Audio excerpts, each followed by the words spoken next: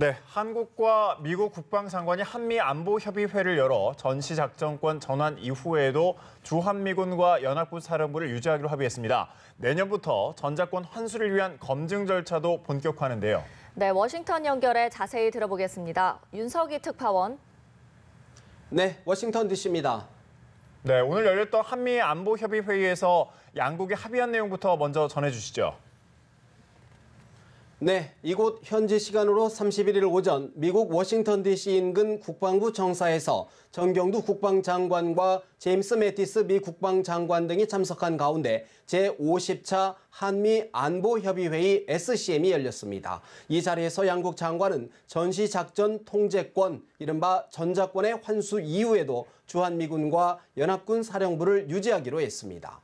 또한 그동안 주한미군 사령관이 겸임했던 연합사령관을 한국군 대장이 맡고 부사령관을 같은 대장급인 주한미군 사령관이 맡도록 역할 지휘 구조를 조정하기로 합의했습니다. 이런 내용은 연합방위 지침에 담겼는데요. 지난 2013년 이후 본격적으로 논의된 전작권 환수 이후 한국군 주도의 연합사 편성 논의를 문서로 확정됐다는 데 의미가 있습니다. 8개 항으로 이루어진 연합방위 지침은 전작권 환수 이후 연합방위 태세가 어떻게 작동되는지에 대한 전략 문서를 말합니다. 네, 또 이 한미 간 이른바 전작권 환수 준비에도 탄력이 예상된다고요? 네, 양국 국방장관은 연합방위 지침과 함께 조건에 기초한 전작권 전환계획 기본문 수정 1호, 미래 지휘구조 기록 각서, 한국 합참, 유엔사, 연합사령관 약정 등 4건의 문서에도 서명했는데요. 모두 전작권 전환 환수를 위한 문건들입니다.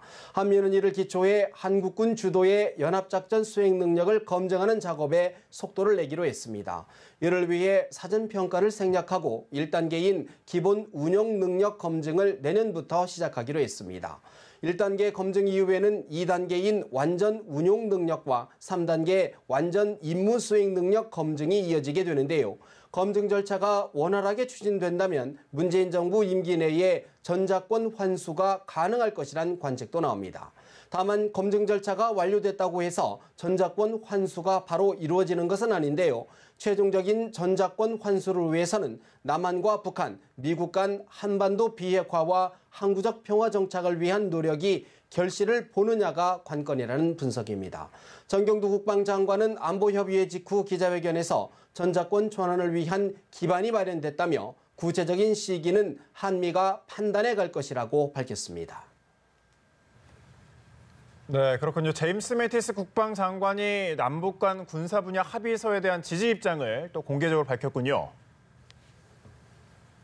네, 그렇습니다. 제임스 매티스 국방장관은 한미 안보협의회가 끝난 직후 공동 기자회견에서 남북 군사 합의서를 전적으로 지지하느냐는 질문에 그렇다고 답했습니다. 한미 연합 공중훈련인 비질런트 에이스를 실시하지 않기로 한 데 대해서는 북한으로부터의 위협은 분명히 상당히 감소했다면서 그러나 역량은 여전히 존재한다고 강조했습니다.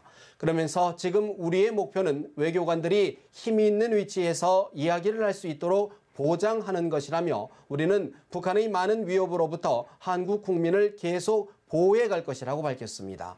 앞서 한미 국방장관은 이번 회의를 통해 오는 12월로 예정됐던 비질런트 에이스 훈련을 최종 실시하지 않기로 결정했습니다.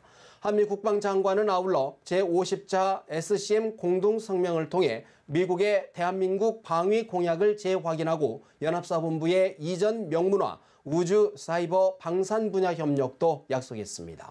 지금까지 워싱턴에서 전해드렸습니다.